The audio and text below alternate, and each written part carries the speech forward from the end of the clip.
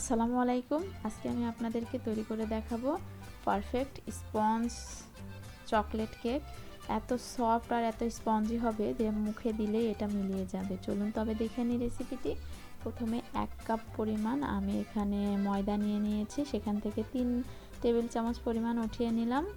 দিয়ে দিচ্ছি 3 টেবিল চামচ পরিমাণ কোকো পাউডার, 1 টেবিল চামচ পরিমাণ দিয়ে দিলাম গুঁড়া দুধ, 1 টেবিল চামচ কর্নফ্লাওয়ার, 1 চা চামচ বেকিং পাউডার, হাফ চা চামচ বেকিং সোডা আর সামান্য একটু লবণ দিয়ে নিয়েছি। দিয়ে শুকনো উপকরণগুলো আমি ভালো মতো করে চেলে নিচ্ছি।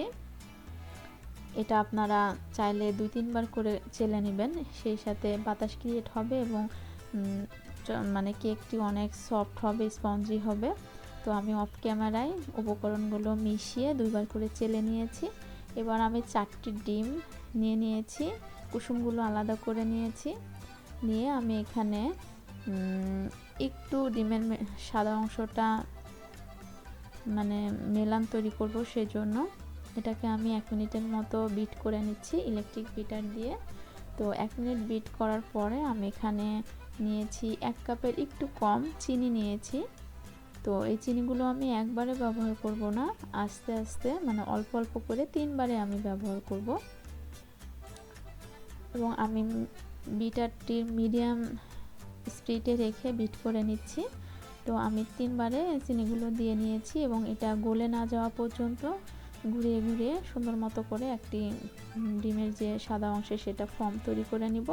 এবং সাইডে থেকে অনেক সময় মানে মেলানটা ভালো হইতে চায় না, জন্য আমি একটা স্প্যাচুলার সাহায্যে সাইডেরগুলো মাঝে নিয়ে এসে দিয়ে এটা সুন্দর মতো করে যতক্ষণ পর্যন্ত চিনিটা না গলে যায় সেইভাবে এটাকে একটা ডিমের ফর্মটা তৈরি করে নেব। দেখুন এই পর্যায়ে আমি এখানে দিয়ে দিব হচ্ছে 1 চা চামচ পরিমাণ ভ্যানিলা এসেন্স আর 1 চা চামচ পরিমাণ চকলেট এসেন্স, দুটো দিয়ে নিব। এবার আমি এখানে চকলেট এসেন্সটা 1 চা চামচ পরিমাণ দিব, মানে 2 চা চামচ পরিমাণ আমি এখানে এসেন্স দিয়েছি।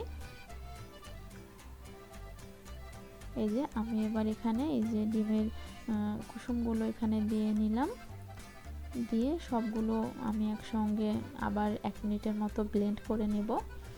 ব্লেন্ড করে নিয়ে নিলে এখানে আমি হচ্ছে দিব একটু তেল।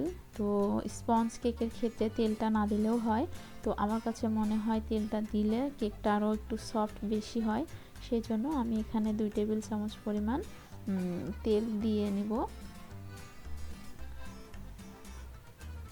এই যে আমি এখানে প্রায় 2 টেবিল চামচ পরিমাণ সয়াবিন রান্নার যে রেগুলার তেল আছে সয়াবিন সেটা দিয়ে নিয়েছি।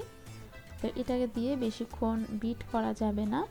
আর এখানে আমি 2 টেবিল চামচ দুধের মধ্যে 1 চা চামচ পরিমাণ কফি পাউডার, মানে আমরা যে রেগুলার কফি খাই সেই কফি পাউডারটা গুলিয়ে রেখেছি, কারণ এটা দিলে অনেক মানে কেকের একটা ফ্লেভারটা অনেক সুন্দর আসে। আপনারা চাইলে কফি ইমালশন পাওয়া যায় সেটাও দিতে পারেন। তো এই পর্যায়ে আমি হচ্ছে এখানে সেই শুকনো উপকরণগুলো চেলে নিয়েছিলাম ওগুলো অল্প অল্প করে দিয়ে আমি খুব আলতোভাবে এটাকে মিক্স করে নেব। অবশ্যই এটা খুব আলতো হাতে এবং অতি যত্নের সাহায্যে করতে হবে, কারণ কেক অনেক যত্নের জিনিস। এটাকে অনেক ভালোবাসা দিয়ে আস্তে আস্তে করে মেশাইতে হবে, নয়তো জোরে মেশাইতে গেলে ডিমের যে মেলান সেটা নষ্ট হয়ে যাবে, সেক্ষেত্রে কেকটা আর স্পঞ্জি হবে না, সফট হবে না। তো এটা আমি স্পিড বাড়িয়ে দিয়েছি ভিডিওর সুবিধার্থে, আমি কিন্তু এত জোরে জোরে করি নাই, এটা আমি খুব মানে আলতোভাবে এটা মিশিয়ে নিয়েছি।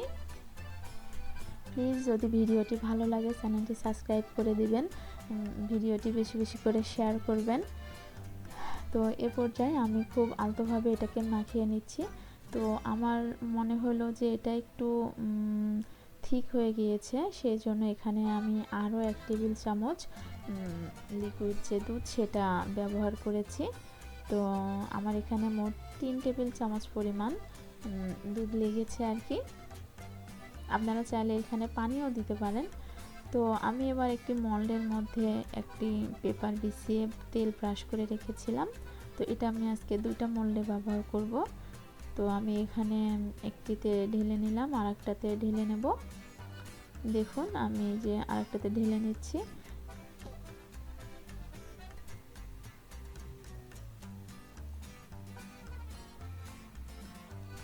তো এবার আমি এগুলোকে, আপনারা চাইলে চুলাতে বেক করতে পারেন, তো আমি এটাকে ওভেনে বেক করে নিয়েছি।